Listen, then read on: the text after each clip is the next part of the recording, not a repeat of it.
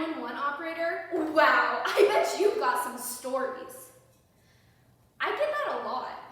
The most interesting stories are also the saddest. And you only think you want to hear them until I tell them to you. They are the stories where mothers and fathers failed their children.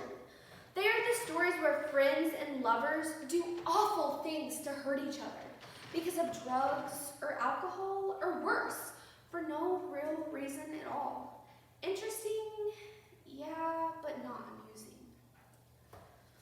Working in the emergency services is not an easy job. They say your job is to not heal the broken, but is to help lift those who have fallen. That is why I've chosen to read this piece titled Answering 911, Life in the Hot Seat by Caroline Bureau. 911, my mom just killed herself. How did she kill herself? She shot herself. Oh my God. Where's the gun? It's in her hand. Is she still alive? I don't think so. Oh God, no, she's dead. How old are you? I'm 12. I would never trade places with the cops that had to go out to Dory Swanson's trailer that night. But I will say this, at least they had a warning. Then I talked to the stepfather, who is neither upset nor hysterical. Is she breathing? I ask. I'm not in the room with her, Dad tells me. I don't want to be blamed for anything. Then, with me still on the line, Dad's cell phone rings.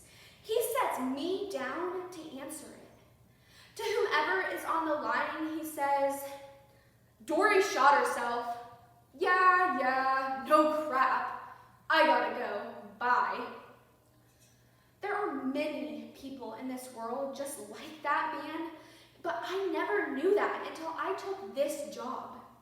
The tough part now is remembering that most people aren't like him.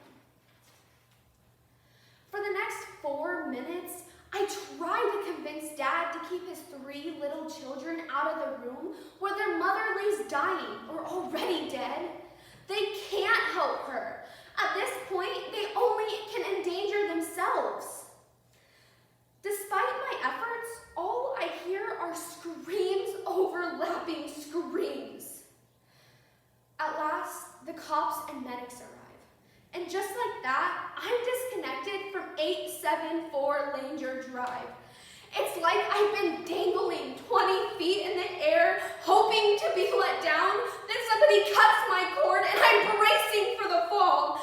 That's the moment I first notice my body is on fire. My hands and face are burning and my head is thick. I think, who does that? Who blows their brains out in front of their kids? This is ridiculous. I never even met her. I never met Dory Swanson, but I wish she had found something worth living for in that trailer. 911, I want someone to come arrest my mom. She's doing drugs. She's doing drugs right now?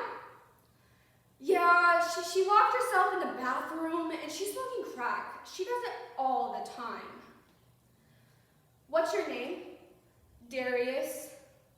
Darius, how old are you? 14. Okay, we have a couple squads on the way, but I want you to stay on the phone with me so that I know you're okay until they get there. Okay. Does she have any weapons? No. Mom, I told you I was going to call. I don't want you to get high anymore. Is she mad at you for calling? Yeah, but I'm tired of this stuff. Of course you are. You're very brave for calling. Well, thanks, I guess. Is she still in the bathroom? Yeah. Is she going to fight the cops, do you think? I don't know. She's all different when she's smoking crack. Are they gonna hurt her? I have been trained to never make promises. If she fights, they might throw her on the floor back and cuff her. Is this going to hurt? Probably. If she gets hurt, will Darius ever call us again? I don't think so, Darius. It's complicated. I want to tell him. 9, click. The phone disconnects before I can say all 3 numbers. When I call back, a young woman answers. She is out of breath and there's a baby wailing in the background. This is the sheriff's department. Is everything okay? I just wanted him to leave, that's all. What happened? He hit me in the head and he slammed me against the wall. Is he still there with you? Why did you hang up? He's still here, but he took the phone away from me when I tried to call. As I listen to the 2 lovers argue back and forth, it turns quiet, except for the baby. Jamie, what's going on? Don't! She says, not to me. The man's voice says, I'm gonna do it. It's time for me to die. Don't! She begs him. Jamie, what does he have? A gun, a knife, a bomb? What? It's time, he says again. The baby wails and begins to sound out of breath. Is the baby hungry, scared? Shouldn't mom go and hold her now? After about 1 minute of this, I begin to realize what Jamie doesn't. That idiot isn't going to kill himself. He just wants her to think that she will. To guys like him, women are necessary for survival. She has a roof over his head and a bed and a body to curl up with at night. He will be as sorry and as suicidal as he needs to be to make sure that he still has her waiting when he gets released from jail. Judging by the way she is eating his little act, I assume he had no trouble going right back to Jamie's apartment the next day. Later, I learned he was holding a knife to his throat. Must have seen that in a movie or something. I would love to tell him, go ahead, do it. I know that you won't. But when I hang up on Jamie, it's not the man's voice or Jamie's pleas that ring in my ears.